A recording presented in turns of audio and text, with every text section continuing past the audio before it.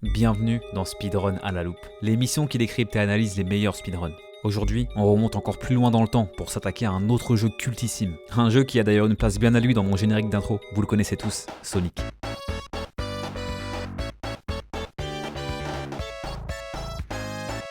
Sorti en 91 sur Mega Drive, Sonic est un jeu de plateforme développé par Sega.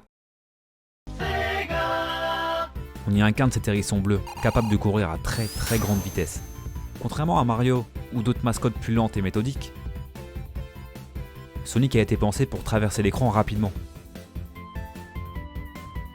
Spectaculaire pour l'époque, avec ses scrollings ultra rapides, ses descentes à pleine vitesse, ce jeu prouvait qu'une expérience nerveuse pouvait exister sur console. Depuis, il est devenu une référence.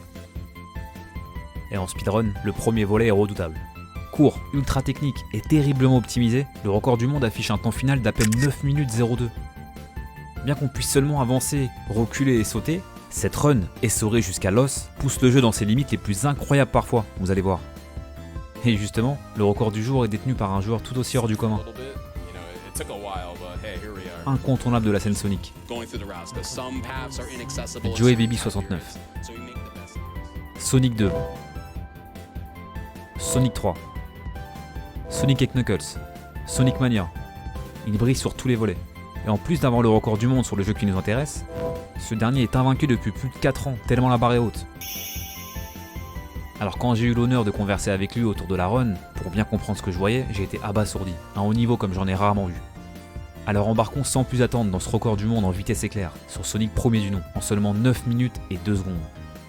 Et maintenant que je connais tous ses secrets, je vais finir par l'attraper, c'est sûr.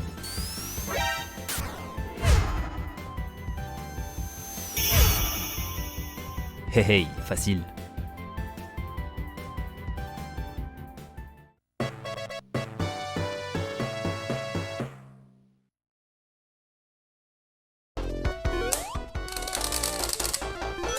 Fuck.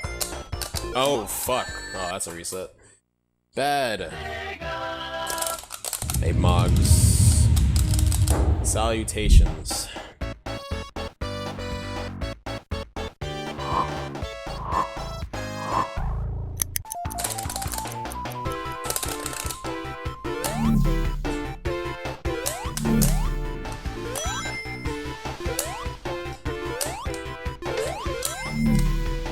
Let's get Dr. Killgood.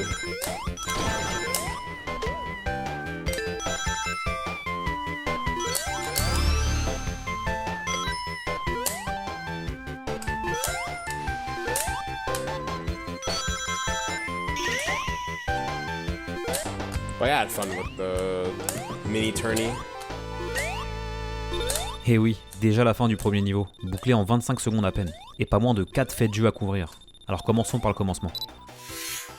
La toute première commande du runner, c'est ce saut. Et il est crucial. Plutôt que de simplement appuyer sur droite pour faire grimper sa vitesse progressivement, Joey saute au premier instant possible, parce qu'en l'air, la vitesse augmente plus vite que sur le sol au démarrage. Ça a l'air contre-intuitif, mais c'est optimal. Il refera ce saut sur chaque début de niveau, pour la même raison, lancer son élan au plus vite. Et c'est là tout le défi de Sonic, monter et garder sa vitesse à tout prix, en toutes circonstances, malgré une physique capricieuse, des pentes, des obstacles et une inertie des fois pas facile à gérer, vous verrez. D'ailleurs, la prochaine opti en dit long sur le niveau d'exigence de la run. Vous l'aviez sans doute raté, mais regardez bien. Joey saute parfaitement, pour taper dans 7 télés sur la plateforme. Déjà, il monte ici pour éviter l'ennemi qui arrive en dessous, car s'il passait par là naturellement pour l'esquiver, il aurait atterri sur cette pente, ce qui aurait fait chuter sa vitesse.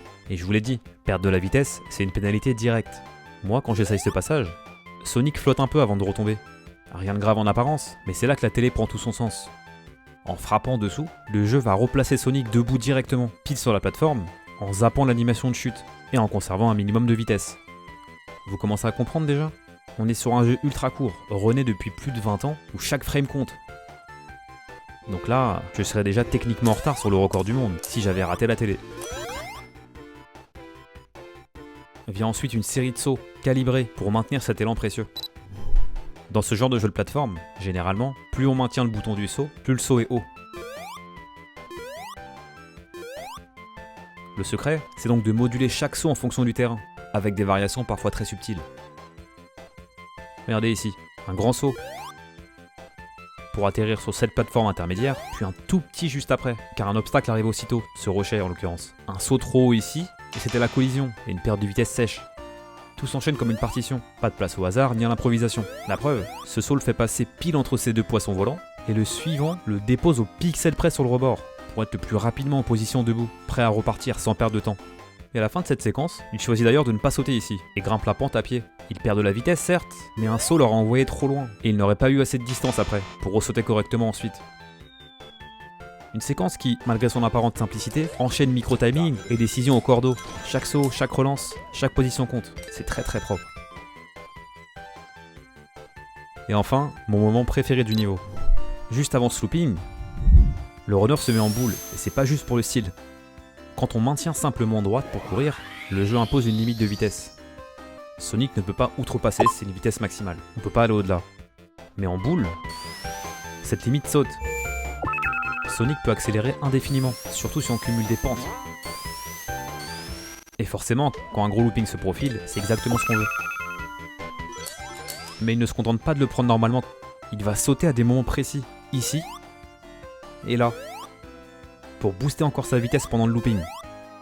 C'est hyper chaud à faire, il faut sauter à des frames précises. Du coup, il va tellement vite ensuite que la caméra n'arrive même plus à le suivre tout en bas. Et c'est là que le jeu devient dangereux. J'ai voulu reproduire cette séquence et regardez ce qui m'est arrivé. Hein ? Je suis mort comment là ? C'était ma première réaction, j'ai rien compris. En fait, quand la caméra ne suit plus, elle devient notre pire ennemi, car elle définit aussi les limites du niveau. Si vous touchez la limite verticale, c'est la mort directe. C'est pas vraiment un bug, mais en même temps, c'est un peu bizarre.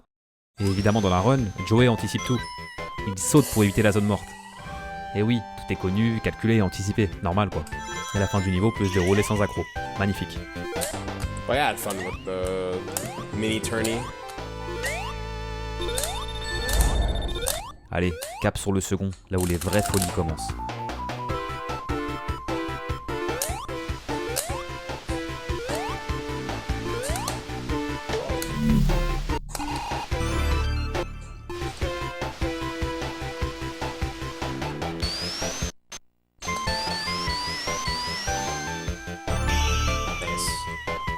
Yeah, I enjoyed it a lot. I mean, I didn't think I would enjoy it, but... Il y a tellement de prouesses dans ce que vous venez de voir qu'il vaut mieux commencer tranquillement. Comme souvent, le runner partage ses inputs, ses commandes à l'écran. Pratique pour voir les boutons qu'il presse, surtout dans un jeu comme ça qui demande beaucoup de réactivité. Ici par exemple, il saute avec la pression parfaite sur les boutons. Pas trop haut pour pas se rabattre en haut, ni trop bas, sinon il se mange les pics. Mais surtout, il maintient la touche de son en rebondissant. Car dans Sonic, si on garde le bouton maintenu après un rebond, ce dernier se retrouve amplifié. Et là, il le maintient juste ce qu'il faut, quelques frames à peine, pour se rediriger pile poil dans cet endroit exigu, qu'on va évoquer ensuite.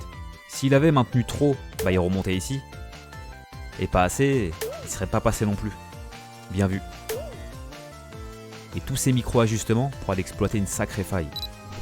Le rebond a permis à Sonic de se glisser dans un mur. Toute cette zone est normalement un gros bloc infranchissable. On est censé détruire en se mettant en boule dans une partie classique. Mais les développeurs n'ont pas sécurisé le mur jusqu'en haut. Résultat, il y a un petit trou ici, suffisant pour que Sonic s'y engouffre. Et c'est justement cet oubli qui va permettre au runner d'enchaîner avec le plus gros bug de cette run. Le zip glitch. Quand Sonic tente de rentrer dans un mur, le jeu le bloque naturellement. Mais en coulisses, il le repositionne à la vitesse de l'éclair, imperceptible à l'œil nu.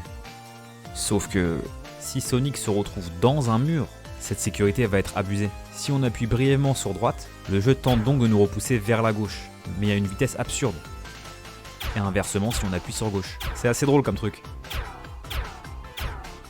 Mais en maintenant droite à fond, Joey se fait expulser en vitesse éclair. Un bug aussi étrange que capricieux, qui dépend de la position exacte de Sonic au moment de l'éjection. Ça peut rater comme ça, ou le runner peut se prendre les pics. Mais quand ça fonctionne, ce phénomène va provoquer un scénario inattendu. Lorsqu'on avance dans un niveau, classiquement, le jeu garde en mémoire notre position, qui s'incrémente progressivement. Si on revient en arrière, elle diminue, jusqu'à atteindre 0, en l'occurrence le tout début du niveau ici, une limite infranchissable. Mais avec un zip glitch, Sonic va tellement vite qu'il y a d'énormes gaps entre chaque frame. La limite gauche du niveau étant une limite tangible, faisant à peu près cette taille, il la traverse, pour se retrouver en dehors du niveau, sa position tombant alors en négatif.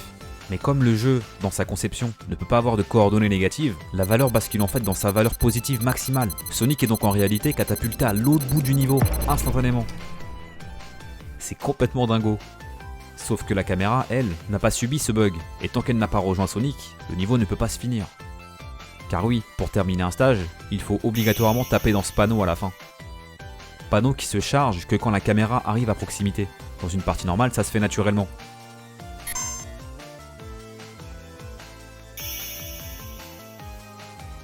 Mais ici, il faut attendre que la caméra traverse tout le niveau pour attraper Sonic et charger le panneau, pour que ce dernier puisse se toucher. C'est beau, mais c'est pas fini. Il reste encore un truc très croustillant. Pendant que la caméra prend tout son temps, tendez l'oreille.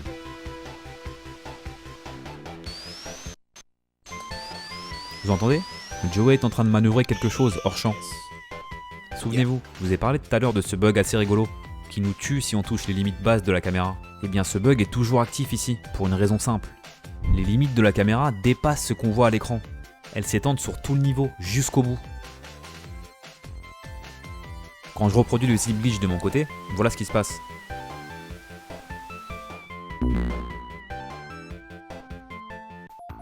Et oui, je suis mort tout simplement car je suis resté en dessous de la limite basse, même si j'étais à l'autre bout de l'écran. Car en revenant, la caméra, au lieu de filer tout droit, remonte parfois sur certains points, et du coup elle remonte avec elle la fameuse zone morte. Et ça, le runner doit l'anticiper.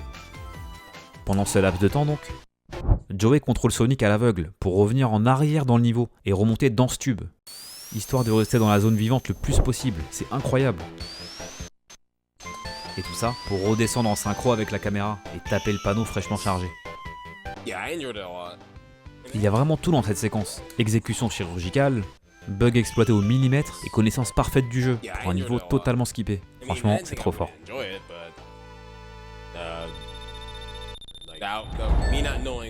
Prochaine destination, le dernier niveau de la zone Green Hill.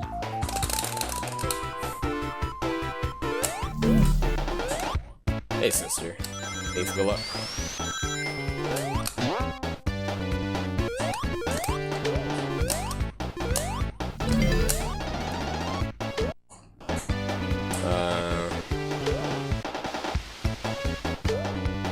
Okay, this might be fun.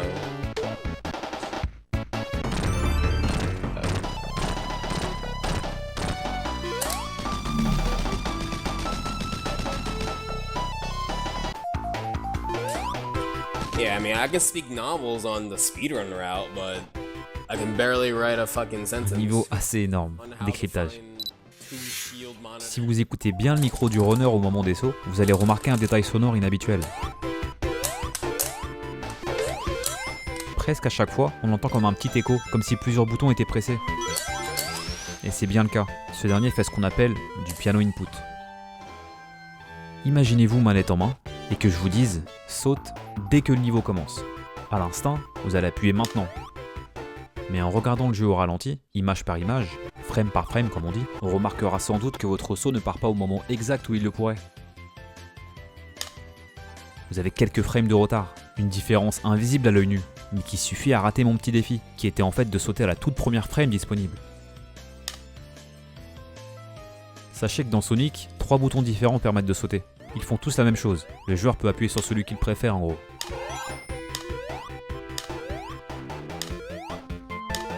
Joey, lui, réussirait mon défi haut la main, en utilisant ingénieusement cette particularité. Au lieu de tenir sa manette normalement, il la cale différemment, un peu comme un stick arcade, et il pianote sur les 3 boutons de saut successivement. Ça fait 3 inputs consécutifs sur 3 frames. Mon défi serait donc plus facile à faire. Lorsque Joey active sa webcam, c'est assez intéressant à regarder.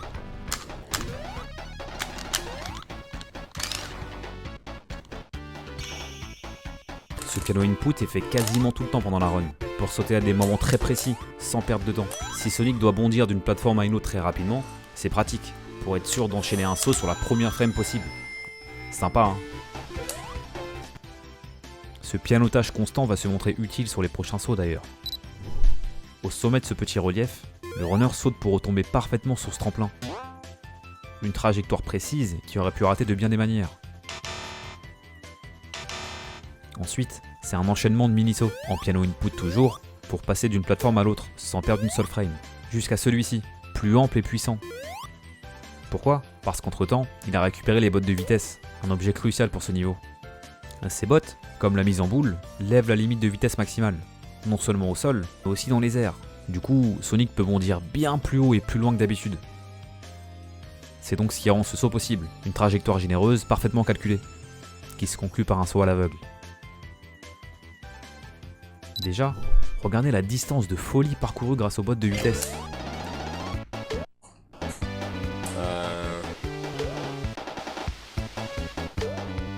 This might be fun. Mais réussir cette série de rebonds, c'est vraiment pas évident. Il faut d'abord viser juste pour atterrir sur le premier ennemi. On voit d'ailleurs Joey faire un micro-ajustement pendant la descente. Ce dernier a sans doute pressenti qu'il allait rater la cible. L'arc de cercle se courbe bien sur la fin pour faire mouche. Et à peine rebondi, il repart sur la droite à toute balle. Mais écoutez, ce petit son en dit long, il doute. Et pour cause, il doit ajuster à l'œil sans toujours être sûr à 100%. Ici encore, il infléchit légèrement sa course vers la gauche, pile au bon moment pour attraper le rebond suivant, qu'il touche de peu. Ce genre de raté arrive souvent évidemment. Et là je lui ai demandé, je lui ai dit mais comment t'as fait ici pour savoir qu'il fallait ajuster comme ça? Et il m'a dit, le rebond sur la télé juste avant était trop centré. Il aurait dû idéalement le taper un peu plus sur le bord à gauche. Il a réussi à voir qu'il avait mal tapé ici pour qu'il corrige à la frame près derrière. Franchement c'est ridicule. Il maintient ensuite sa trajectoire jusqu'au dernier rebond, cette télé cachée dans un palmier, direction le boss. Et enfin, Robotnik est proprement oblitéré. Il faut 8 coups pour l'éliminer, 7 peuvent être enchaînés facilement si on a le bon angle d'attaque. Remarquez que Joey ne touche quasiment à rien pendant les rebonds, Sonic tourne naturellement autour du boss. Le 8ème coup par contre, demande de reprendre le contrôle manuellement pour en finir. Un petit détail amusant, dans ma partie, en arrivant normalement par en dessous, le boss se charge en dehors de l'écran, arrive lentement dans la zone de jeu, jusqu'à être enfin à portée. Mais ici, le runner arrive tellement vite par le haut que Robotnik n'a même pas le temps d'apparaître correctement. Il était littéralement pas prêt. Il se fait rouler dessus pendant son arrivée dans la zone de jeu, et il prend le dernier coup juste avant le vrai commencement du combat. Trop rapide. Yeah, I mean, I can speak novels on the speedrun round, though. Allez, cap sur la Marble Zone.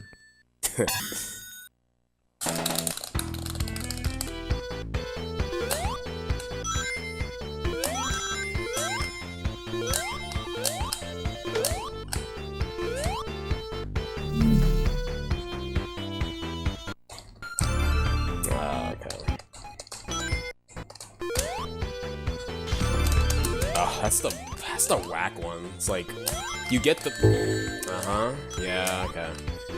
It's like, you get sent through the wall, like, lower, so you don't even land on the step higher up. So you have to do 2 jumps to get back up there. And that was just like... Et oui, encore un florilège d'exploits dans ce premier niveau. Accrochez-vous.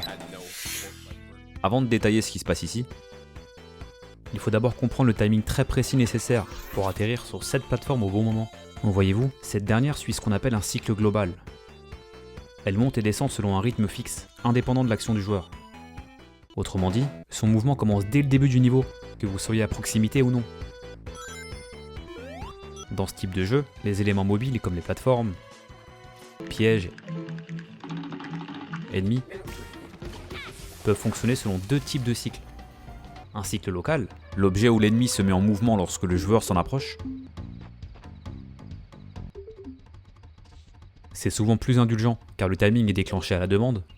Et un cycle global, l'objet commence à bouger dès le lancement du niveau. Que vous soyez là ou pas, le cycle démarre ou continue sans vous. Imaginez donc la contrainte en speedrun.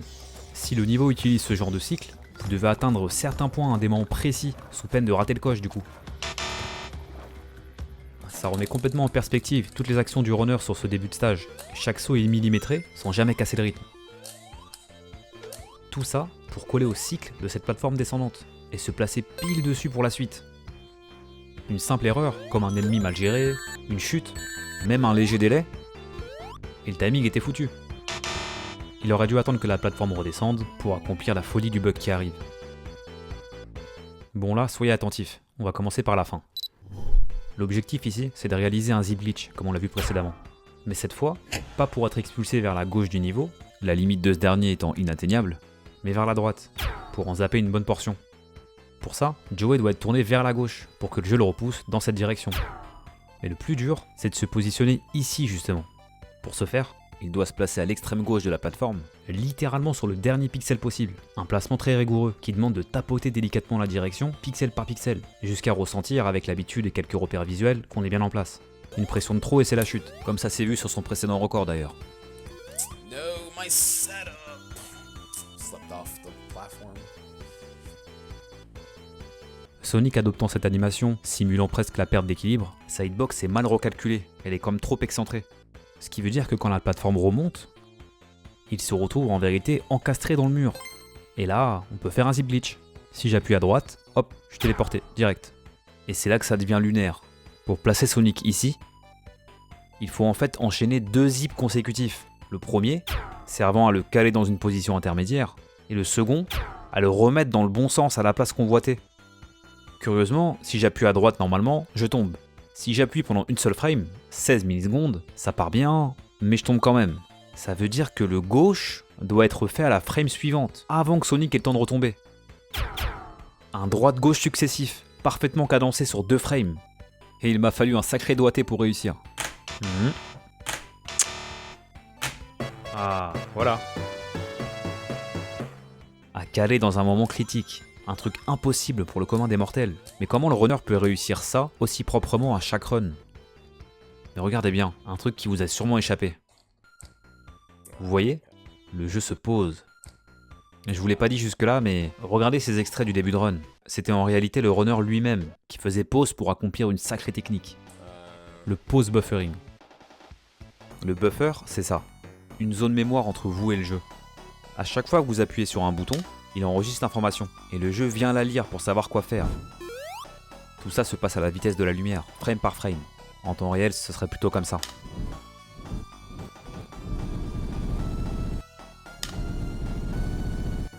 Si on met le jeu en pause, les commandes ne sont plus prises en compte. Et c'est là que ça devient intéressant. Si je fais un input en faisant pause littéralement juste après, l'input va passer, mais une seule frame, pas plus. Puisque l'écoute du jeu s'est coupée dans la foulée. Et pour enchaîner sur une autre direction, je pourrais maintenir gauche et faire pause. De quoi laisser juste passer la commande pour une seule frame encore. En jouant avec l'écoute du buffer. Le pause buffering sert donc à ça ici. Réussir un droite, puis un gauche dans la foulée, les 2 frames perfects, sans les maintenir plus de 16 millisecondes chacun. C'est inouï. Et c'est tout bonnement impossible à faire autrement. Vous avez déjà joué avec une manette Mega Drive? Les flèches sont dures, rigides, impossible d'avoir une telle finesse en jeu. Reproduire cette prouesse sans appuyer trop longtemps, ni laisser le moindre écart, relève de l'impossible. Le simple mouvement du pouce d'ici à là serait déjà trop lent. La preuve ici, après le rebond, il fallait donc repartir à droite le plus tôt possible. Le plus simple, c'est de faire pause, pousser droite et relancer le jeu. Ça évite de perdre du temps, ne serait-ce qu'une milliseconde, à tenter de le faire proprement à la manette et risquer l'échec sur le prochain rebond. Il ne reste plus qu'à attendre que la plateforme se pose et... zip, il traverse le niveau et file vers la suite. En faisant un zip, il est possible d'influer sur la trajectoire, en sautant pendant le déplacement éclair. Ici, il faut sauter encore une fois sur une frame précise, juste en dehors de l'écran, afin de dépasser complètement ce mur plus loin et atterrir juste derrière. On entend d'ailleurs le joueur sauter hors champ. Mais comment placer un saut si rigoureux à l'aveugle? La pause intervient encore ici, mais pour une autre raison, figer l'image, pour y déceler des repères visuels. S'il tâtonne et fait pause, il est en fait à la recherche d'une frame précise, celle-ci, dans laquelle on peut voir la 2e colonne de carré de cette plateforme. S'ils apparaissent à l'écran, il faut sauter à la frame d'après, dès que le jeu aura repris. Et Sonic passera bien à travers le mur au bout. Dans la run d'ailleurs, on voit qu'il manque le timing, il fait pause trop tôt, seule la première colonne est visible. Et dans ce genre de scénario, 2 options s'offrent à lui. Enlever pause et remettre la pause, pour tomber sur la bonne frame et sauter ensuite, bien que ça fasse perdre un peu de temps. Ou ne pas faire cette pause supplémentaire, c'est-à-dire reprendre le jeu maintenant, sur la mauvaise frame, et sauter au feeling, 16 millisecondes après. Bingo, une décision pleine de sang-froid, qui aurait pu lui coûter cher. Ça aurait pu bloquer Sonic dans le mur, ou lui faire complètement rater la traversée en atterrissant ici, ou là. Et malheureusement, le reset serait inévitable. Mais trop concentré sur cette manœuvre, Joey commet une petite erreur derrière, et celle-ci va peser lourd dans la balance. Son saut frame perfect a fonctionné, il a franchi le mur, mais il aurait dû atterrir ici, pas là. Et tout ça à cause d'une erreur de commande minime, qui a ralenti sa course. Comme expliqué plus tôt, le jeu bride Sonic lorsqu'on maintient une direction. Quand Sonic passe en survitesse, en tapant sur un ressort par exemple, si on touche à rien, tout va bien. Mais si on maintient droite juste après, la vitesse retombe directement. Et du coup, en sortant de ce zip, Joey appuie droite légèrement trop tôt, ce qui casse son élan brutalement. Et il tombe ici, au lieu d'être juste un peu plus haut pour repartir. Dans son record précédent, c'était parfait. Yes, I looked in my controller this time. I didn't just. On sent d'ailleurs sa frustration et ça le déconcentre. Oh, that's the whack one. Il rate ensuite un saut d'1 pixel à peine et perd plusieurs secondes. La fin du niveau est laborieuse, environ 5 secondes parties en fumée. You get Sur un jeu comme ça, c'est très très violent. lower, so you don't even land on the step higher up. So you have to do 2 jumps to get back up there. But I just land Les deux around the prochains wall. niveaux étant plutôt similaires, on se retrouve à la fin de l'acte. When a first try still gets you to lose like 6 seconds, it's pretty cool. Really cool.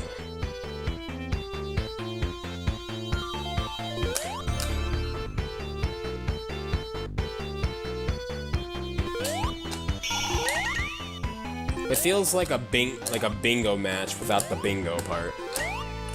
If someone can implement like a bingo whatever for Sonic, that'd be kind of cool. Because it's basically that with just you being told it one at a time. Yeah, that's essentially like how it was.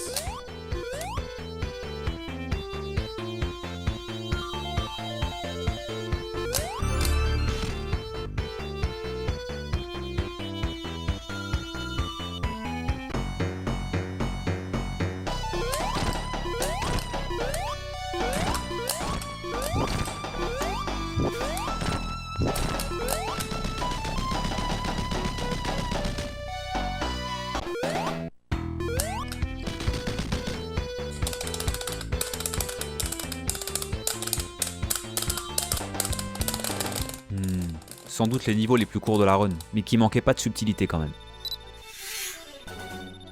On dirait pas comme ça, mais accomplir ce zip est franchement difficile. Il faut donc se placer à l'extrémité maximale de la plateforme pour que Sonic soit complètement penché dans le mur. Et une fois en bas, c'est bon. Enfin, si on y arrive. Dans une run sous pression, Joey doit tout faire d'un coup. Se placer pendant la phase montante, ajuster Sonic au pixel près, jusqu'à que le bout de sa chaussure coïncide exactement avec le contraste un peu clair de cette herbe. Et ne plus bouger. Quand l'herbe est parfaitement alignée avec cette ligne, c'est le signal. Il appuie droite, puis saut, quasi en même temps, pour donner la bonne impulsion. Et hop, c'est réglé. Et quand la caméra atteint ce mur, c'est son repère visuel pour sauter en arrière, pour toucher le panneau dès la première frame possible, lorsque la caméra l'aura chargé. Qu'à l'image de Robotnik précédemment, il est tout buggé aussi. Plutôt sympa. Et c'est quasiment la même sur le niveau d'après, à un boss près. Après s'être mis en position, Sonic traverse tout simplement le mur. Comme celui du second stage, il cache une faille. Et Sonic finit par tomber à l'intérieur, simplement, jusqu'à atterrir sur un sol. Si on regarde bien, on distingue l'arrière de ces pics qui dépassent du mur, se mêlant à la texture de la lave. Le runner patiente ensuite volontairement avant de s'expulser vers la gauche. S'il s'y prenait trop tôt, la plateforme devant laisserait trop peu d'espace pour passer, ce qui l'écraserait sur le champ. Quand la voie se libère, il pousse droite à fond pour se faire zipper vers la gauche, tout en calant encore un saut parfait pour lui donner la bonne impulsion et la bonne trajectoire. Ce saut est indispensable, sinon on peut se retrouver là, en bloqué simplement. Un zip assez rigoureux donc. Le combat qui suit est plus classique, 3 coups à droite, 3 coups à gauche, puis 2 finaux pour en terminer avec Robotnik.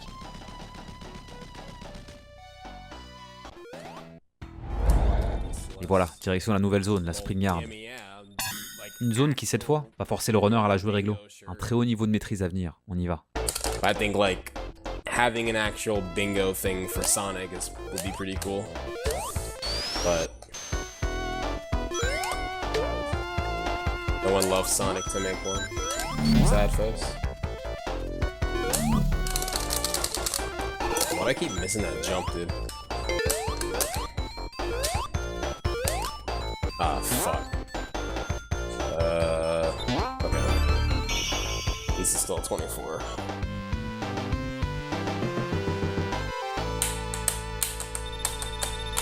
Une énorme démonstration dans ce premier niveau. Décryptage. Ici, il faut prendre plus vite ce ressort pour te propulser là-haut. Un petit détour certes, mais qui permet de récupérer les bottes de vitesse pour les exploiter sur tout le reste du niveau. Une halte largement rentabilisée, vous allez voir. Pour une bonne trajectoire, Joey utilise encore une fois la pause. Il doit rediriger Sonic vers la gauche, mais seulement une fois qu'il n'est plus en contact avec le sol. Et oui, s'il appuie trop tôt ici par exemple, le jeu considérerait qu'il veut freiner et ferait chuter son accélération. S'il le fait au jugé, on pourrait s'y prendre trop tard et rater l'amplitude nécessaire. En faisant une pause bien sentie, il confirme à l'œil que Sonic a bien quitté la surface et peut le rediriger à la première frame sereinement et proprement sur la manette. Pour atterrir avec juste ce qu'il faut d'amplitude là-haut. Parfait. Plus loin, après avoir rebondi sur ce ressort, Sonic enchaîne sur ses fameuses boules façon flipper. Selon la vitesse du personnage ou nos actions, il peut littéralement se passer tout et n'importe quoi. Déjà, Joey maintient curieusement sa vitesse au maximum en appuyant sur gauche, ce qui devrait pourtant le faire ralentir ici. Mais Sonic étant à l'envers, la gymnastique de direction prend tout son sens. Mais le saut suivant se fait à l'endroit bien sûr. Un saut calibré pour éviter toutes les boules de justesse, en suivant un axe parfaitement travaillé. Sonic to make one. Sad face. Avant de s'envoler vers la suite. Les bottes de vitesse permettent à Sonic de passer carrément au-dessus du mur, et même de marcher dessus. Écoutez bien. Sad face. Joey atterrit en réalité hors champ, puis saute à nouveau quelques instants plus tard, se repérant grâce au néon qui apparaît ici, pour sauter parfaitement ensuite. Une séquence bien huilée, mais qui se termine par une petite erreur. L'erreur, c'est celle-ci. Après son saut à l'aveugle, il devait atterrir ici et ressauter directement, comme dans la run du deuxième actuel au classement, pour se retrouver là. Mais il rate le timing, Sonic retombe aussitôt, il doit improviser vite pour pallier à ça. Alors là, s'il conservait sa vitesse actuelle, il tomberait dans la partie basse du niveau, ce qui lui ferait perdre un temps monstrueux en vrai. Il appuie donc sur gauche pour freiner son élan en plein vol et rester à hauteur, et rattraper la plateforme qu'il visait à l'origine. Ça casse un peu son rythme et provoque un son imprévu, Why do I keep missing that jump, dude? mais c'était la solution la plus rapide pour rattraper le coup et continuer ce rythme effréné jusqu'à la fin. La suite est aussi frénétique qu'impressionnante. Regardez ce saut. À peine atterri, déjà reparti. Je tenais à ressouligner l'efficacité de cette manœuvre. Magnifique.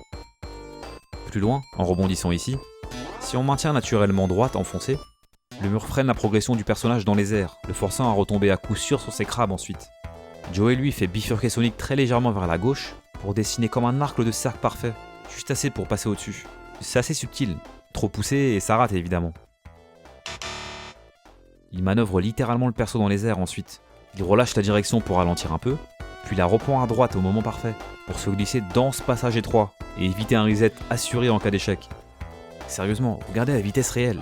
La propreté des mouvements est folle, millimétrée, tout est en contrôle. Un niveau d'une maîtrise rare, avec une petite erreur bien rattrapée et un sang-froid à toute épreuve. Très beau à voir. This is still 24.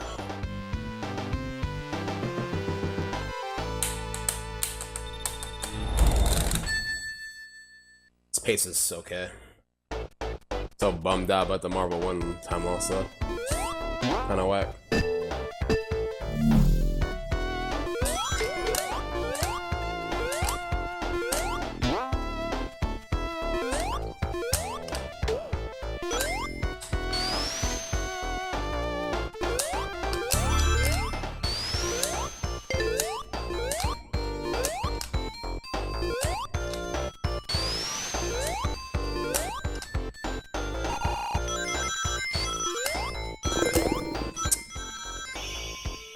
I'm really bad at that jump. I need to look into that and start pause buffering. I think pause buffering just makes more sense there. Un niveau qui se conclut sur une légère erreur, malgré une constance impressionnante de bon play tout du long. Plutôt que d'avancer naïvement ici, il est plus rapide de reculer pour profiter du ressort et de son boost de vitesse. Joey relâche même toutes les directions pendant l'élan, pour ne pas brider la vitesse maximale qu'il vient de gagner. Comme expliqué plus tôt, s'il appuyait droite, il la perdrait aussitôt. Juste après le rebond sur la boule, il se réoriente pour rebondir à nouveau sur sa droite, histoire de garder un peu d'élan pour bien atterrir plus bas. S'il avait tardé à ajuster, Sonic serait tombé directement sur le crabe, et vu qu'il n'a aucune pièce, c'était la mort assurée. Après une série de sauts millimétrés, il arrive ici. Un petit saut, puis un moyen pour retomber sur ce nouvel ennemi. Malgré ses piques apparentes, sa hitbox est en réalité assez fine. On peut rebondir dessus par les côtés, ce que Joey réussit sans problème. Le rebond suivant par contre est plus tendu. Sonic atterrit sur le tout bord du sol, mais grâce au piano input, il enchaîne proprement. Profitant ensuite d'une pente bienvenue, il se met en boule pour maximiser la vitesse. Et là, il regarde son écran à droite. Et à l'apparition du troisième néon, il saute. Timing parfait, angle parfait et atterrissage parfait. Parce que si ce saut était raté, c'était merci au revoir. Vous remarquez sa vitesse juste après? Elle chute brutalement. Et c'est voulu. Ce passage est un vrai piège. Un ressort caché au bout du chemin peut vous éjecter en arrière si vous arrivez trop vite. Même si on saute, la vitesse accumulée est trop haute pour passer au-dessus. La seule solution, c'est de ralentir volontairement pour atteindre cette plateforme. En appuyant sur droite à la première occasion, il déclenche la fameuse mécanique, celle qui l'empêche d'aller trop vite. Mais il s'en sert ici comme d'un outil, un handicap transformé en avantage. C'est aussi ça le speedrun, détourner les règles du jeu pour les plier à sa volonté. Et là, c'est super intelligent. Jusque-là, son niveau est parfait. Même les deux boules ici ne l'inquiètent pas, alors qu'elles tournent sur un cycle global. Elles s'activent dès le début du niveau. S'il avait pris ne serait-ce qu'une seconde de retard, leur position aurait pu être différente. Et il aurait dû improviser, pour éviter le pire. Mais ici, tout va bien. Direction la dernière épreuve du niveau. En arrivant dans cette zone, Joey ralentit volontairement, jusqu'à presque s'arrêter, pour chuter. La boule ici est piégeuse. Si on arrive trop vite, elle nous éjecte en arrière violemment. Joey maintient gauche plus encore pour se rapprocher de la pente et passer en boule au plus vite pour le saut qui arrive. Écoutez d'ailleurs sa réaction.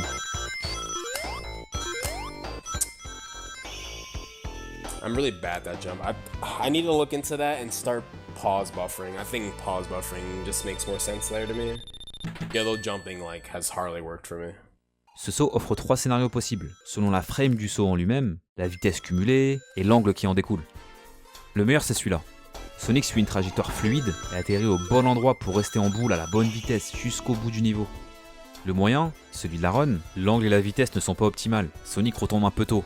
Joey ne peut plus assumer de rester en boule. Il est forcé de sauter et finir à pied. Mais le pire scénario, ça aurait été de sauter trop tôt. L'angle aurait été trop prononcé. Sonic partirait trop haut et raterait complètement le chemin critique. Il aurait été même impossible de corriger la trajectoire ensuite, même en maintenant droite ici, à cause d'une subtilité de gameplay qui mérite le coup d'œil. Vous l'avez sans doute remarqué, dans Sonic, on peut toujours diriger le personnage, en sautant, en tombant, en étant propulsé, mais pas lorsqu'on saute en étant en boule. Dans cet état, le jeu verrouille les commandes. On est tributaire de la direction engagée, jusqu'à ce qu'on retouche le sol. Ce scénario, qui arrive parfois, aurait donc signé une perte de temps significative, souvent signe de reset. Mais Joey s'en sort avec le scénario moyen, frustrant mais sans conséquences graves. Il a malgré tout 5 secondes d'avance sur son précédent record. C'est pas mal. I need to look into that and start pause buffering. I think pause buffering just makes more sense there to me. Yellow jumping like has hardly worked for me. BBH IMO.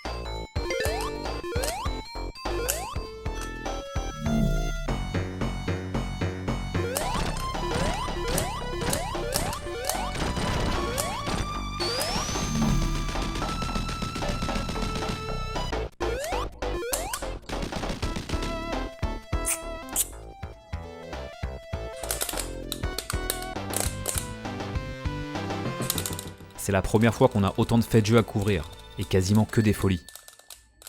C'est parti. Dès le début, Joey recule au lieu d'avancer. Dans ma partie, si je fonce directement, je me prends cette boule, qui est encore timée sur un cycle global. Reculer, c'est donc à la fois prendre de l'élan et laisser le temps au piège de remonter pour pouvoir passer au bon moment. Un calcul intelligent, preuve d'une excellente connaissance du niveau, on adore. Un peu plus loin, les plateformes mouvantes s'enchaînent. Impossible de forcer, il faut attendre la bonne fenêtre. À la première occasion, Joey s'engouffre dans un minuscule passage, esquivant de peu l'écrasement. Et juste après, rebelote. Il se fait presque écraser à nouveau, mais survit curieusement. Cette fois, grâce à une astuce bien connue des runners. Quand on appuie sur haut ou bas, Sonic fait de même, et la caméra se déplace pour montrer l'environnement. Mais ce que beaucoup ignorent, c'est que la caméra gère aussi le chargement des collisions dans Sonic. Autrement dit, tout ce qui sort du champ de la caméra n'existe plus dans le jeu techniquement. En se baissant ici, Joey fait donc descendre la caméra, ce qui désactive la collision entre Sonic et la plateforme du dessus. Résultat, il passe littéralement à travers le plafond au moment même où il allait se faire écraser. Un timing très serré qui nécessitait de speeder dans ce coin et de se baisser au plus tôt avant que la plateforme remonte complètement. La caméra mettant un certain temps à descendre si le runner avait eu un peu de retard. Et qui dit Sonic dans un mur, dit Easy Glitch. Celui-là est d'ailleurs particulièrement absurde. Dans la catégorie glitchless, sans aucun bug, le runner est forcé de jouer le niveau à la loyale. Un long chemin qui mène jusqu'ici. Joey, lui, comme d'hab, choisit la voie express, en se faufilant à travers le décor grâce à sa technique fétiche pour atteindre le même point plus bas. Mais pour l'occasion, j'ai voulu reproduire la manœuvre moi-même, histoire de bien comprendre ce qui se passe là-dedans.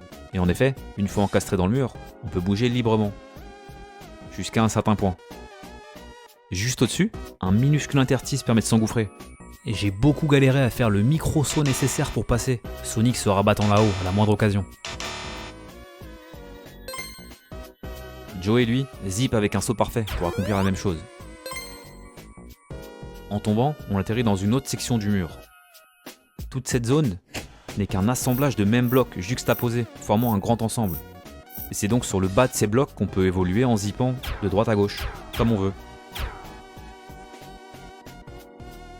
Si je vais tout droit de cette manière, je finis par arriver ici, une impasse. Car la suite du niveau L se trouve plus bas.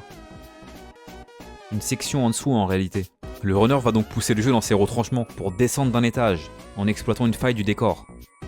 Voyez-vous, cette portion comporte un plafond proche du sol, qui repousse Sonic s'il rebondit dessus.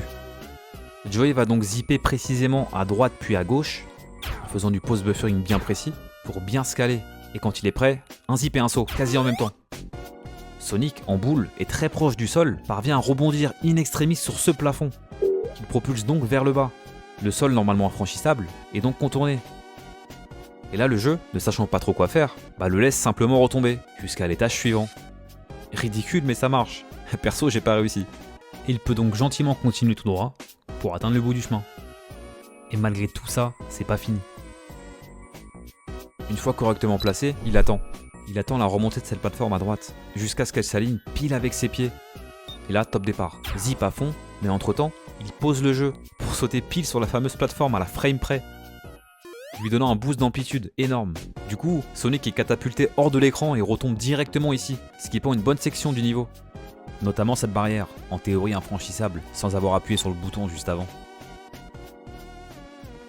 Mais la caméra n'ayant pas eu le temps de faire son travail de chargement, rien n'est prêt hors de l'écran, comme d'hab, et Sonic peut donc passer tranquillement. C'est hyper poussé.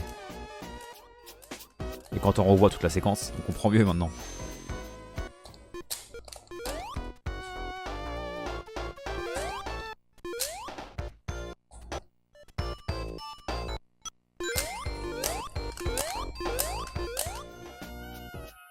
Avant le boss, il reste une dernière section, des plateformes mouvantes, elles aussi calées sur un cycle global encore. Selon le temps mis pour arriver ici, leur position varie. Ici comme ça, ou ici, dans la configuration parfaite. Joey connaissant son rythme par cœur, en arrivant autour de la 30e seconde, il sait exactement ce qu'il aura. Il saute même sans vérifier visuellement, avec un timing instinctif. Il refuse même un troisième saut, filant tout droit dans l'espace entre les deux plateformes ici. Un passage ultra maîtrisé, typique d'un joueur sûr de sa run. Et enfin, Robotnik se fait pulvériser, aussi proprement qu'intelligemment. Toucher le boss, ou la pique qu'il a en dessous, inflige des dégâts, naturellement. Mais après l'avoir frappé, les quelques frames d'invincibilité qui suivent deviennent utiles. Dans cet état, le boss est totalement inoffensif, et Sonic ne subit aucun dégât, même s'il est à proximité. Et il peut enchaîner. Un combat simple dans la forme, et bien optimisé en fait.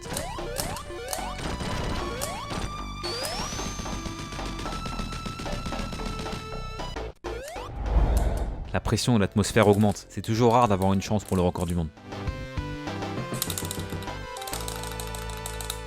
Bon, petite pause. et j'ai ouvert un Patreon. Patreon, pour ceux qui connaissent pas, c'est une plateforme qui permet de soutenir directement les créateurs de contenu. En échange de 5 ou 10 euros par mois, vous aurez accès à quelques privilèges sympas. Je ferai des mises à jour régulières sur la conception des épisodes, un accès aux vidéos en avant-première et sans publicité, ou encore un salon VIP sur mon Discord, dans lequel je partagerai certaines séquences en cours de conception, que vous puissiez voir un peu mon travail en amont, et même participer à la prochaine vidéo quelque part. Évidemment, la chaîne reste totalement gratuite, c'est simplement une manière d'aller un peu plus loin pour ceux qui le souhaitent quoi. Donc si l'aventure vous plaît et que vous voulez soutenir le projet, le lien est juste en dessous, ou à portée de main avec votre appareil photo. Dans tous les cas, c'est un bonheur de vous avoir ici ou là-bas. Allez, on repart. La run continue dans la labyrinthe zone, ponctuée par des passages sous-marins.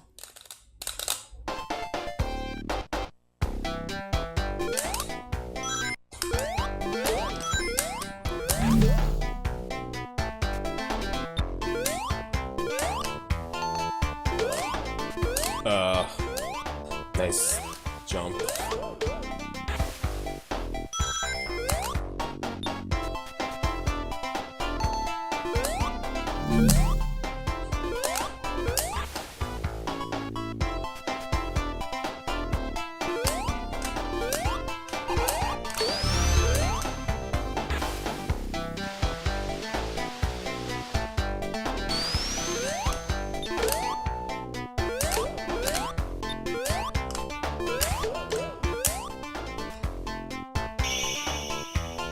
Et for luck, Frigo.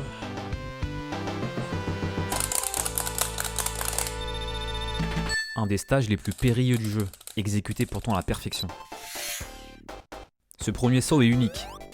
C'est le seul qui permet de passer juste au-dessus de l'eau sans perdre de temps. Un appui sur le dernier pixel possible, et surtout, l'usage du pause buffering, pour que le bouton de saut ne soit actif qu'une seule frame. Un appui trop long, et Sonic taperait le plafond, frôlé ici de justesse, et tomberait dans l'eau, hyper galère d'en ressortir. En sautant juste après, Sonic tue l'ennemi sur son chemin sans perdre de vitesse, contrairement à celui juste après, qu'il esquive volontairement. Le runner tape cette fois le plafond pour rebondir entre l'ennemi et le coin, sans aucun ralentissement. Et file ensuite vers les eaux, tout en fluidité. En sortant, il enchaîne les 3 ennemis suivants sans faute. Les rebonds se suivant comme un rythme, servent de transition parfaite pour le plongeon à venir. Il suit un arc harmonieux, frôlant ce poisson robot d'1 pixel pour retomber au bon endroit et activer l'interrupteur à côté. Cet interrupteur déclenche en fait une petite plateforme mouvante plus haut. Et pour remonter, il grimpe ici, se place sur l'extrême bord et saute au dernier moment, juste avant les pics. Ces derniers sont frôlés mais contournés grâce à un léger glissement sur le côté, ce qui lui donne même un petit élan supplémentaire pour remonter jusqu'à la surface sereinement. Il enchaîne ensuite les micro-sauts sur les bords des plateformes avec une précision au pixel, du très haut niveau. Plus haut, les mouvements parfaits continuent. Plutôt que d'attendre que la plateforme ultra lente finisse sa route, Joey prépare son départ prématuré. Mais pour faire le grand saut qu'il vise, il lui faut de l'élan, qu'il veut générer malgré l'espace réduit qu'il a sous les pieds. Il se place sur le côté, part en arrière pour accumuler de la vitesse, puis saute et repart dans l'autre sens pour atteindre son objectif de justesse. À tout moment ça aurait pu déraper. La vitesse engrangée doit pourtant être maîtrisée ensuite. Écoutez bien. Ce bruit signifie qu'il a volontairement appuyé sur gauche au moment d'atterrir. Non seulement pour pas se prendre le pic en pleine face ensuite, mais aussi pour préparer le saut suivant. Ce dernier, presque au pixel près, le fait atterrir sur le bord absolu, juste devant un ennemi. Il appuie bas immédiatement pour passer en boule et terrasser ce dernier. Une seule frame de marge, sinon c'était la mort assurée. Petit rappel quand même, lorsqu'on se fait toucher dans le jeu, on meurt. Sauf si on a un anneau. Dans ce cas, on les perd et on est brièvement invincible. Mais les pics, eux, ignorent complètement cette histoire. Peu importe que Sonic soit invincible ou non, s'il retombe dessus, il meurt quand même. Se faire heurter par l'ennemi ici aurait donc été une double peine. Une perte de temps trop importante pour continuer. Un passage très chaud mais géré au poil. Après avoir suivi le courant, esquiver de justesse un ennemi et remonter à la surface, la fin de ce premier niveau est impeccable. Et for luck, Frigo.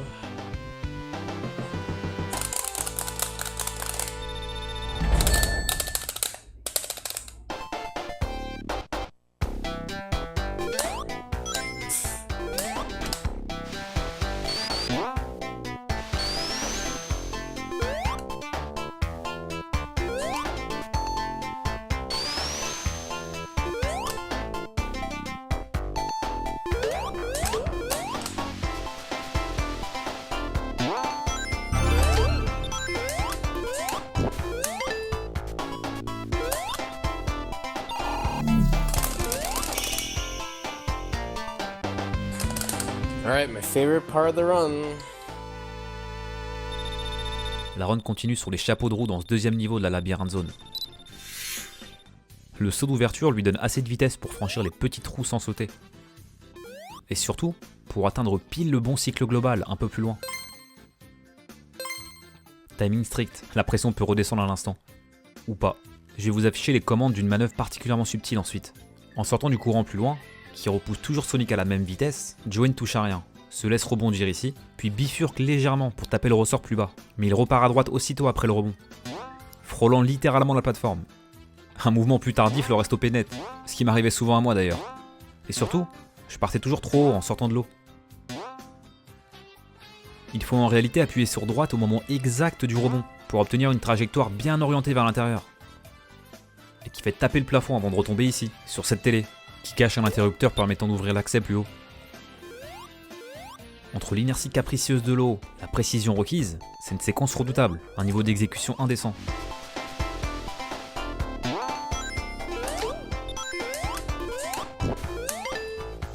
Et pour conclure, un zip bien trouvé.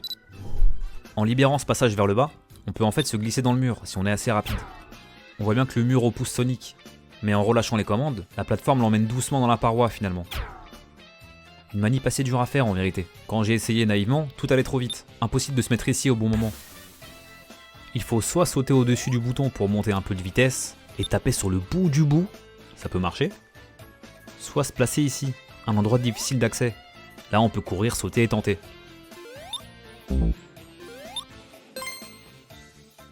Mais Joey, lui, exécute un saut médian parfait. Il inverse sa direction, exploitant l'inertie gagnée, et se faufile dans la faille comme si de rien n'était. Abusé. Ce zip fait sauter toute la seconde moitié du niveau, avec ses passages sous-marins et ses plateformes interminables. Bien joué.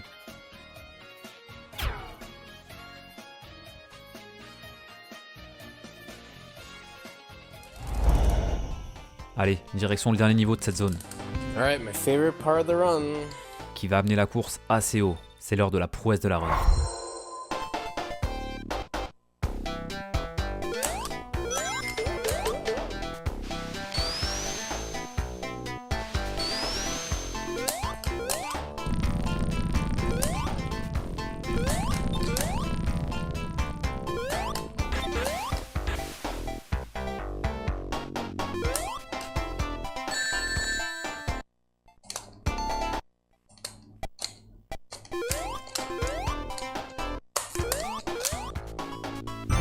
Yes, okay.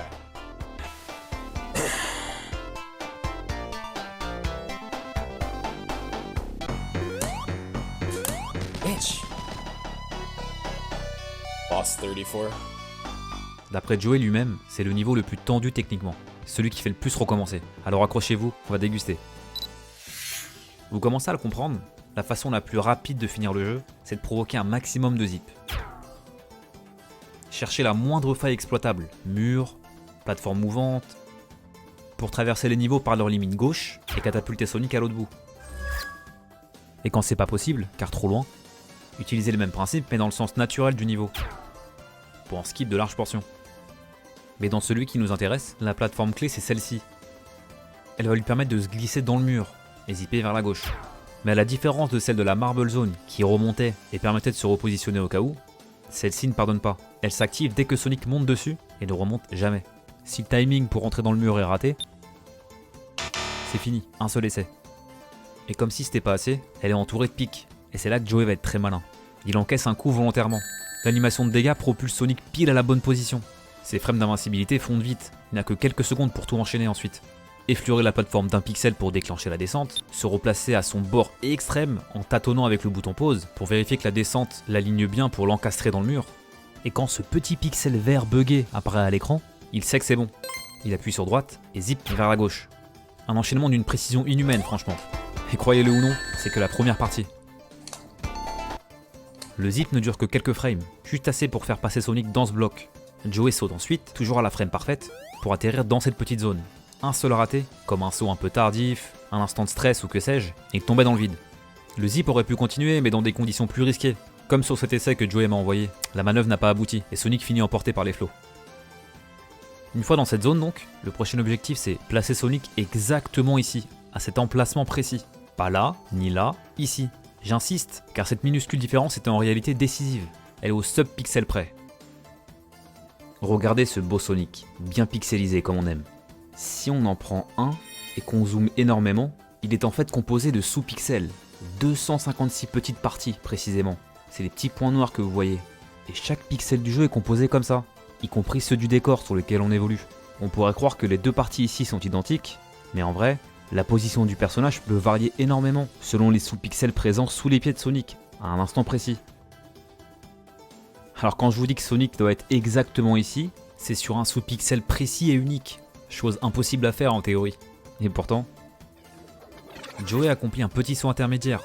En maintenant droite, il heurte le petit plafond juste au-dessus et se plaque complètement contre la paroi à droite. Ça fait partie d'un setup qui le replace parfaitement sur le sol, en le faisant retomber sur les sous-pixels exacts dont il a besoin pour la suite. Une sorte de petit saut de calibrage si on veut. Puis après quelques frames de zip minutieuses, bingo, la position visée est atteinte au sous-pixel près. Et vient le moment du grand saut. Une manipulation d'une tension folle arrive. Écoutez la rigueur de ses appuis en post-buffering. C'est de la pure chirurgie. Après toutes ces manœuvres minutieuses vers la gauche, Sonic se retrouve en fait quasiment au début du niveau, malgré toutes les cascades et l'avancée qu'il a fait. Le runner a tout donné pour revenir à cette limite du niveau et réussir à la traverser. Son soupir de soulagement en dit long. Yes, okay. Mais comment ce genre de setup est trouvé en fait? Un spectateur du live incrédule a d'ailleurs lâché la phrase « C'est un TAS ça ?» Et c'est bien de là que vient ce setup, d'une toute autre catégorie de speedrun. Le TAS, un speedrun assisté par outil. Un TAS, c'est une partie qui est jouée, non pas sur les consoles d'origine, mais sur PC, via un émulateur. Vous savez, ces logiciels qui reproduisent fidèlement les consoles rétro. D'ailleurs, si vous cherchez la solution idéale pour jouer sur émulateur à toutes les consoles rétro, je vous recommande de jeter un œil du côté de chez Recalbox. Vous y trouverez tout ce qu'il faut pour profiter de quasiment toutes les machines dans une interface aux petits oignons. Ces logiciels donc permettent d'accomplir l'impossible sur console réelle. Ralentir le jeu, revenir en arrière, ou avancer frame par frame, image par image. Et c'est justement cette dernière particularité, avancer le jeu image par image, que certains joueurs vont exploiter pour créer une partie parfaite. Il existe ainsi des runs où des passionnés ont littéralement stoppé le jeu à chaque frame, en amont, injectant l'input idéal à chaque instant, pour réaliser des prouesses totalement impossibles en temps réel. Ces TAS poussent les jeux dans leur retranchement absolu, en testant des combinaisons de commandes qu'aucun humain ne pourrait exécuter à la manette. Si vous en cherchez sur YouTube, vous tomberez sur de vraies curiosités. Tantôt fascinantes, parfois absurdes.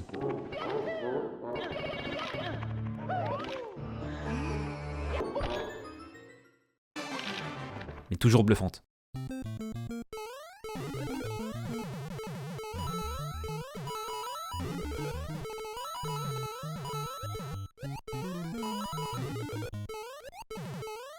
Évidemment, le TAS est une discipline à part entière, distincte du speedrun classique. Mais ce setup complètement fou que Joey exécute ici vient justement de là. A la base, c'était une stratégie purement théorique, mise au point image par un joueur qui s'était amusé à le créer en TAS, s'amusant à creuser le jeu à chaque frame pour parvenir jusque là. Des années plus tard, à force d'entraînement et de maîtrise, cette stratégie impossible est devenue humaine. Voici d'ailleurs la toute première fois qu'un runner l'a réussi hors TAS. En retard sur son chrono, il a dû se dire qu'il avait plus rien à perdre. Et là... If that's what you want to do, then it'll give you a good idea of what you're in store for, right?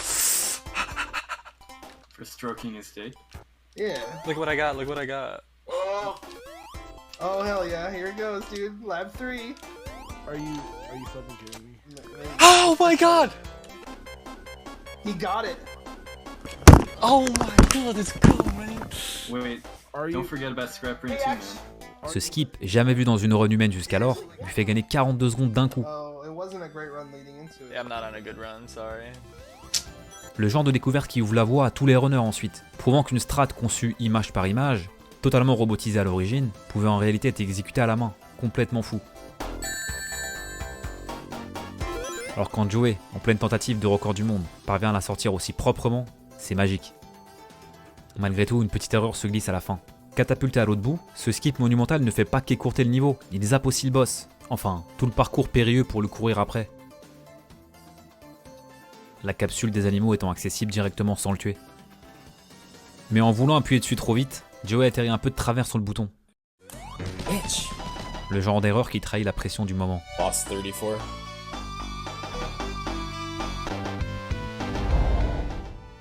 La suite, c'est la Starlight Zone, une promenade de santé. On se retrouve à la fin des 3 niveaux, dans 2 minutes.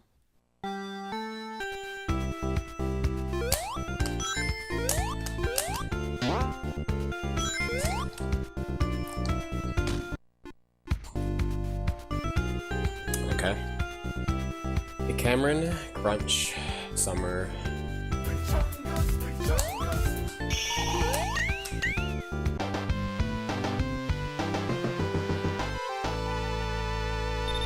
Jason.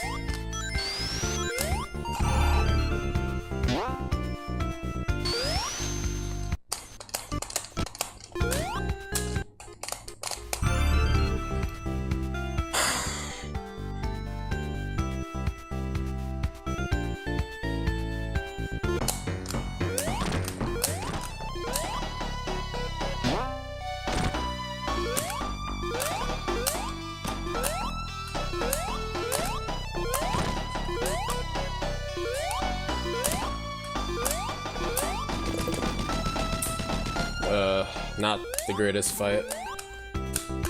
Wow, nice capsule hit, stupid.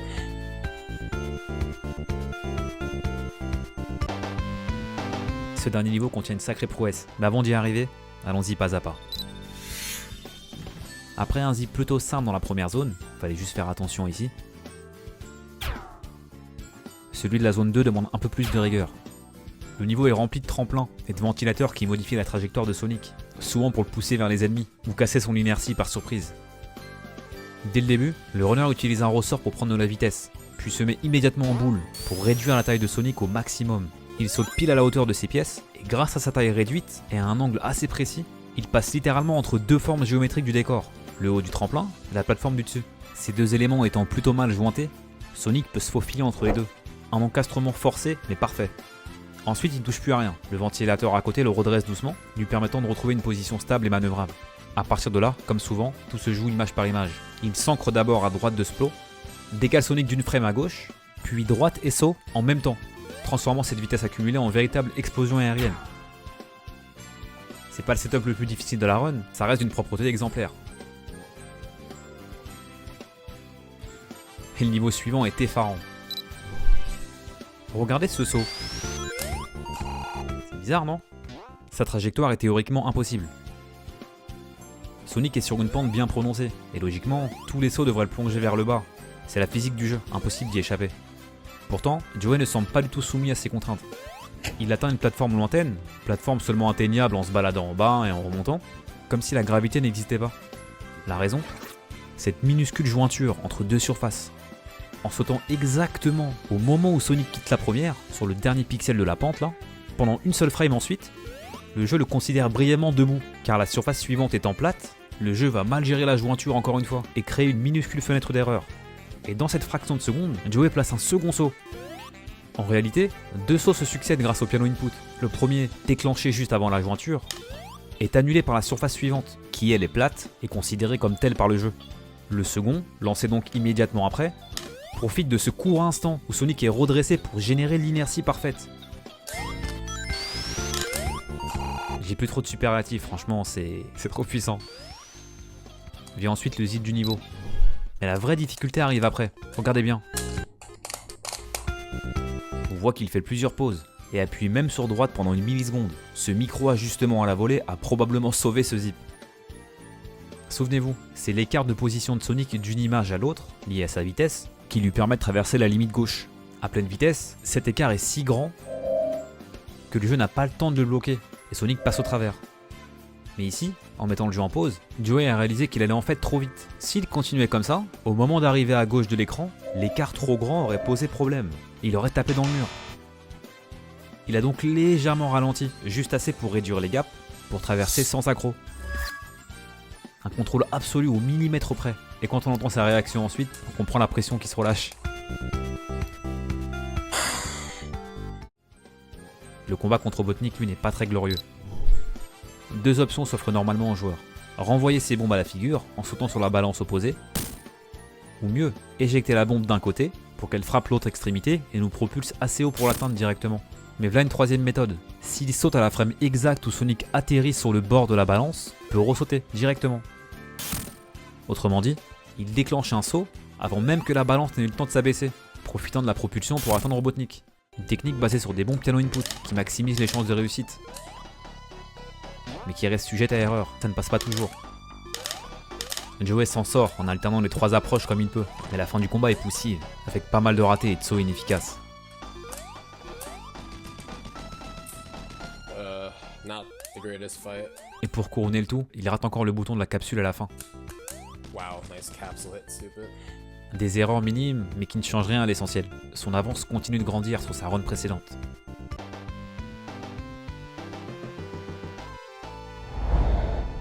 Allez, direction la dernière zone du jeu, Scrap Brain, qui contient une faille inédite qui vaut le détour.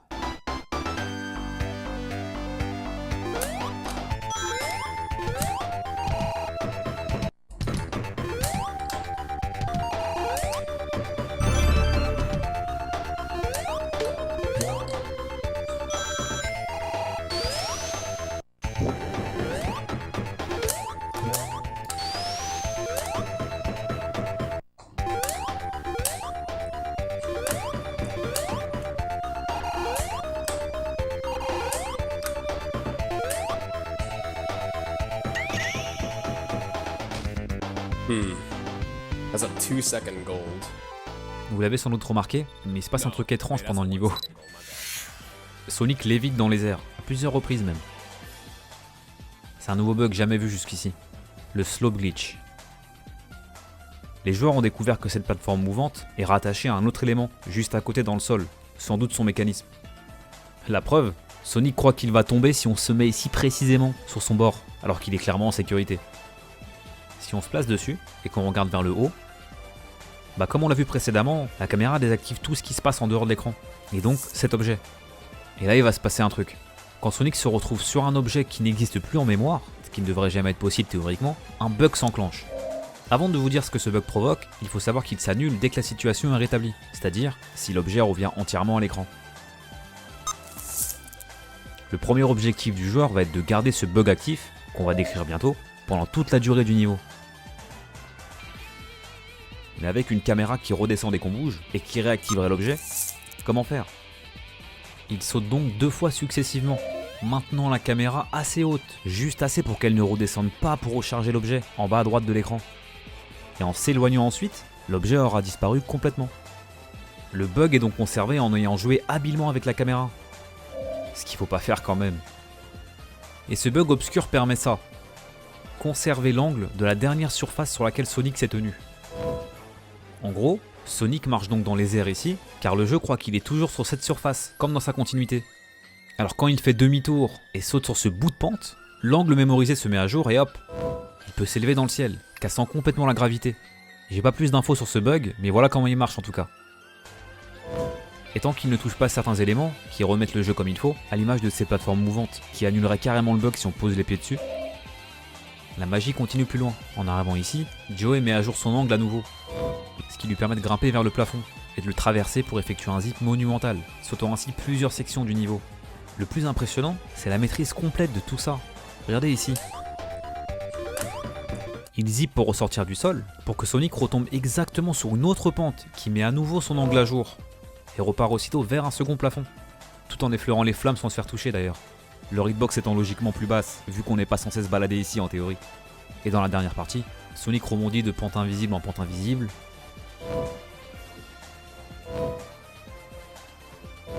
jusqu'à activer le panneau final, alors même qu'il n'est pas du tout à la bonne hauteur. Mais le jeu valide quand même, la position horizontale du perso faisant foi ici. Un bug de pente réalisé à la perfection de bout en bout, avec une exécution quasi parfaite. La run s'envole.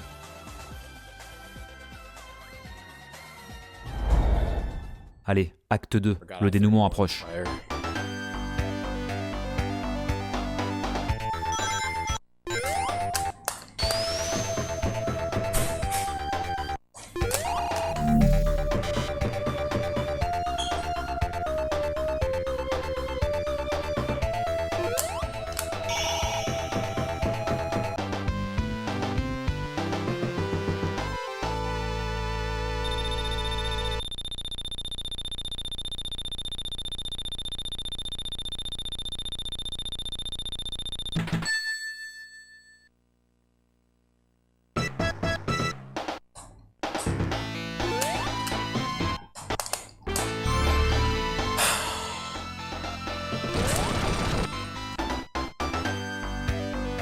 La fin de ce niveau était particulière, et sous haute tension, jusqu'à la toute fin. Pour atteindre le bord gauche du niveau, Joey va utiliser un procédé ingénieux. Son but, se placer dans le sol ici, pour zipper ensuite à gauche. Et par chance, cette roue métallique se trouve à proximité. Lorsqu'on grimpe dessus, on reste littéralement collé à la rotation, comme sur un rail. Joey se met donc en boule, fait 4 tours complets, puis relâche un saut au timing parfait, à 19h sur la roue. La propulsion est telle qu'il traverse le mur visé et se retrouve directement dans le décor. À l'intérieur, il n'a plus qu'à maintenir droite et se faire éjecter à l'autre bout. Un coup de génie. Mais ce zip est bien différent des autres. Quand on joue classiquement, on termine le niveau en touchant le panneau de fin, avant une course cinématique.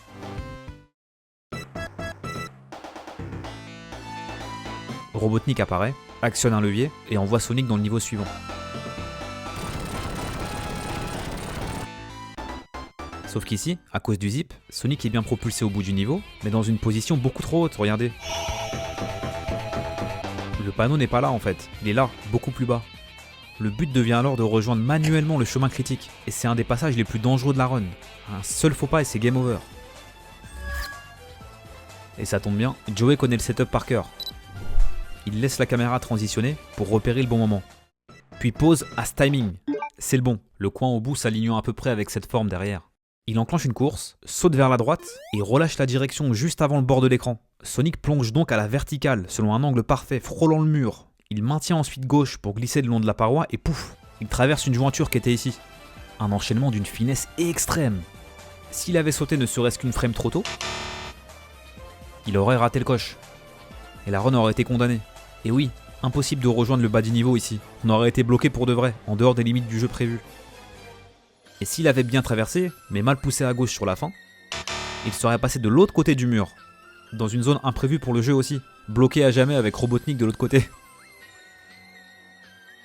Un dernier run killer est évité de justesse, et Joey le sait, il est pas loin de l'exploit. Sacré sang-froid quand même. Le dernier niveau étant plutôt anecdotique, on se retrouve directement après le boss final.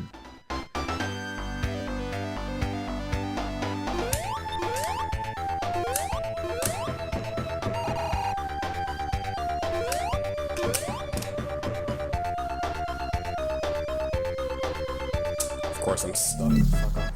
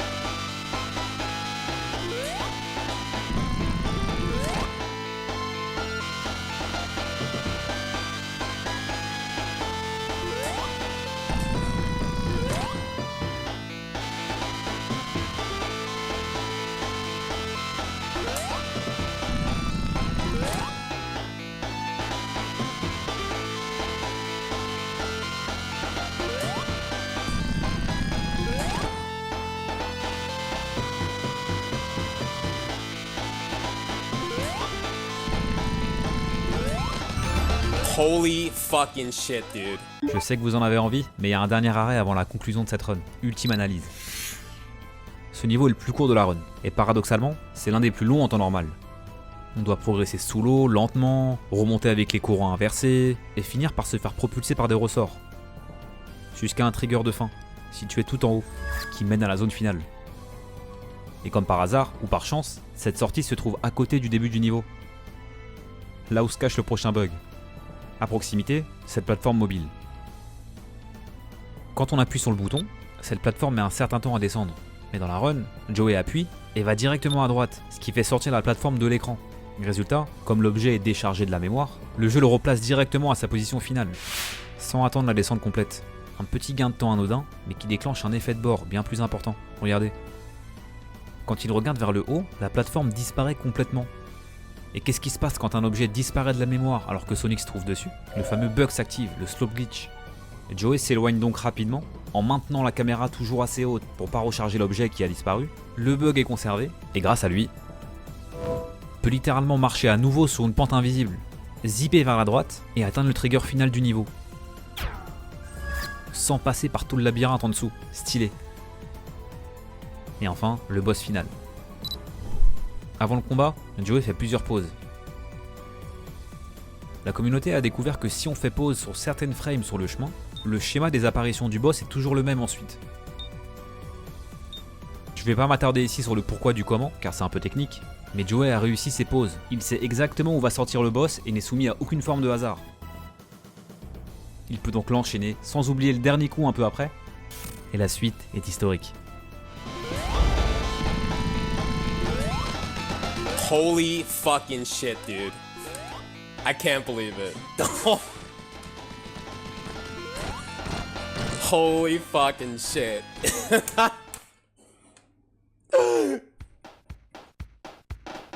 That's world record, wow. Holy fuck. Where did that one come from?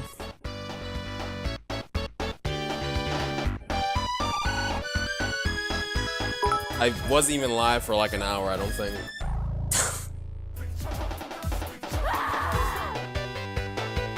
Alright, that's sick, I guess. On est donc sur un record du monde phénoménal de 9 minutes et 2 secondes. Si on y ajoute les écrans de fin de stage, les pauses et tous les moments de transition, on monte plutôt à 14 minutes en vrai. Les 9 minutes correspondent vraiment au temps de jeu pur, sans les arrêts ici et là. Une run d'un tel niveau que, même avec quelques petites erreurs, elle reste extrêmement difficile à aller chercher. Malgré les nouvelles stratégies découvertes depuis, 4 ans n'ont pas suffi pour que quelqu'un s'en rapproche sérieusement, avec près de 28 secondes d'avance sur le second, c'est énorme. Et voilà, c'était la run de Joey Baby 69 sur le premier Sonic. J'espère qu'elle vous a plu autant qu'à moi.